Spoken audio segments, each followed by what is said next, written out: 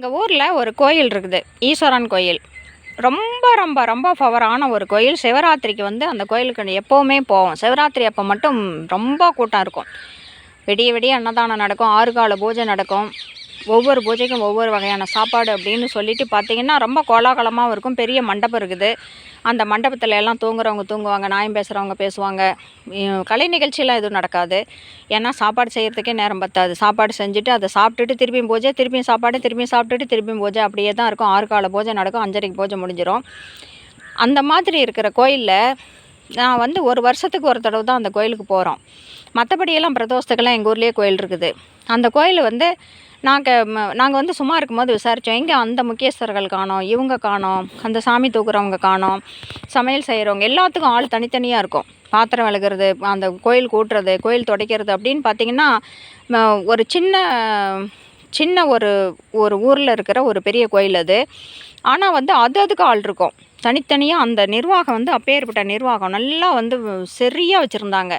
அந்த கோயில் கூட்டுறவங்க கூட்டுவாங்க, துடைக்கிறவங்க துடைப்பாங்க, இலை போடுறவங்க போடுவாங்க, இலை எடுக்கிறவங்க எடுப்பாங்க, தண்ணி வைக்கிறவங்க வைப்பாங்க அப்படின்னு சொல்லிட்டு ஒரு இதாக இருந்தது. வந்து நிறையா பேர்த்த காணோம். ஆனால் நல்ல பழக்கம் தானே, வெடி போய் சும்மாவாக இருப்போம், அது இதுன்னு பேசிகிட்டு இருப்போம்ல, அவங்கள காணோம் இவங்கள காணோன்னு சொல்லிட்டு பேசும்போது தான் அங்கே இருந்த ஒரு பெரியவர் வந்து சொன்னார், இந்த கோயிலுக்கு வந்து ஒரு பவர் இருக்குது. இங்கே வந்து சாமியை மட்டும் கும்பிட வர்றவங்க மட்டும்தான் கண்டினியூவாக வர முடியும். எந்த காலகட்டத்திலையுமே சாமியை மட்டும்தான் கும்பிடணும். ஏதாவது வரம் கேட்குறதோ அல்லது ஏதோ ஒன்று சாமிக்காக வர்றது மட்டும்தான். இங்கே நான் செய்கிறேன், என்னால் மட்டும்தான் இதை செய்ய முடியும், இங்கே நான் தான் ஹெட்டு அப்படின்னு சொல்லிட்டு யாராவது பேசுனாங்கன்னா அவங்களுக்கு ஏதாவது பிரச்சனை வந்து அவங்க கோயிலுக்கு வர முடியாமல் ஆகி போயிடுது. அது வந்து நான் கண்டினியூவாக இந்த கோயிலில் வேலை செய்கிறவங்ககிட்ட முக்கியஸ்தர்கள்கிட்டலாம் சொல்லிக்கிட்டே இருக்கிறேன். ஆனால் யாரும் கேட்குறதில்ல. ஏதாவது ஒரு காலகட்டத்தில் இங்கே நான் தான் முக்கியம்னு யார் சொன்னாலும் சரி, இங்கே நான் சொல்கிற மாதிரி தான் நீங்கள் கேட்கணும் அப்படின்னு அவங்க எந்திரிச்சிட்டாங்க அப்படின்னா ஆக்சுவலாக அந்த கோயிலுடைய பெரிய முக்கியஸ்தர்களே மாறிட்டாங்க. அப்படின்னு கேட்டப்போ வந்து அவர் வந்து சொன்னார், இந்த கோயிலோட அப்பன்னா அவங்களாம் வரலன்னா இந்த கோயிலோட செல்வாக்கு குறைஞ்சிராதா அப்படின்னு சொல்லி கேட்டேன். அவங்க தானே எல்லா ஏற்பாடும் அவங்க தானே பண்ணுறாங்க. இப்போ அவங்க இல்லைன்னா எப்படி இந்த ஏற்பாடெலாம் பண்ணுறது?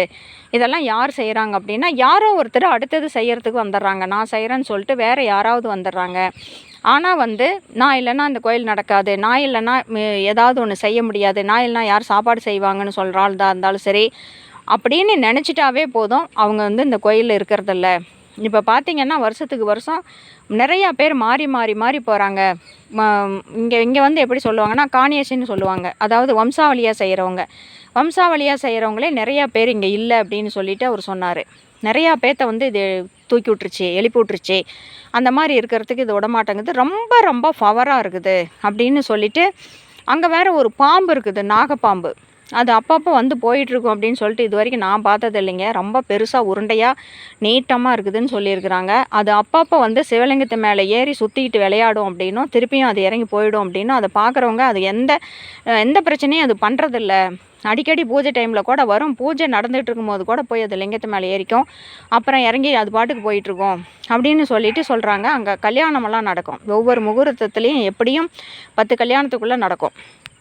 ஒரே ஒரு மண்டபம் தான் இருக்குது. அதனால் அப்படின்னு சொல்லிட்டு சொன்னாங்க. மேக்ஸிமம் பார்த்திங்கன்னா ஈஸ்வரன் கோயிலுக்கு இவ்வளோ பவர் இருக்குதா? இதெல்லாம் எங்கள் மாரியம்மன் கோயிலில் வேணால், ஆஞ்சநேயர் கோயிலில், மாரியம்மன் கோயிலில், முருகர் கோயிலில் வேணால் சாமிக்கு தனி பவர் இருக்குதுன்னு சொல்லுவாங்க. ஈஸ்வரன் கோயில் அப்படின்னாவே பிரதோஷத்துக்கு போகிறோமா, 2 உண்டை வாங்கி சாப்பிட்றோமா, இன்றைக்கி இந்த சாப்பாடா, சிவராத்திரி எல்லாம் பார்த்திங்கன்னா கும்முன்னு இருக்கும். ஆக்சுவலாக அங்கே வர்றவங்க அத்தனை பேருமே அந்த சாப்பாடு ரொம்ப டேஸ்ட்டாக செய்வாங்க. முதல் பூஜைக்கு பிரியாணி செய்வாங்க, 2வது பூஜைக்கு தக்காளி சாப்பாடு செய்வாங்க, எலுமிச்சை சாப்பாடு, அப்படியே வந்து எல்லாம் நெய் வடை, உளுந்து வடை, கார வடை, மசால் வடை, அதெல்லாம் ஒரு பக்கம். அப்புறம் சாக்லேட் நிறைய பேர் கொண்டு வந்து கொடுப்பாங்க. அப்புறம் ஸ்வீட்டு, மைசூர் பாக்கு, ஜிலேபி, அதெல்லாம் வந்து ஒரு 1000 வாங்கிட்டு வந்து வச்சுட்டு ஒவ்வொன்று கொடுப்பாங்க. வளையல் கை நிறைய போட்டுக்கிற அளவுக்கு 4-5 பேர் வளையல் கொண்டு வந்து கொடுப்பாங்க. ஆக்சுவலாக வந்து அங்கெல்லாம் நாங்கள் திங்கிறதுக்கு போகிறோம், ஏதாவது கொடுத்தா வாங்கிட்டு வரத்துக்கு போகிறோம், அப்படி தான் போயிட்டுருக்குறோம். அப்படி வந்தால் கூட சாமி எதுவும் பண்ணாதான்.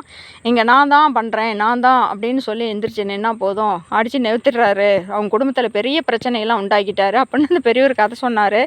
அவர் சொன்ன கதையெல்லாம் நான் சொல்ல முடியாது, ஏன்னா எங்கள் ஊர் இது, என்னை திட்டுவாங்க அப்புறம்.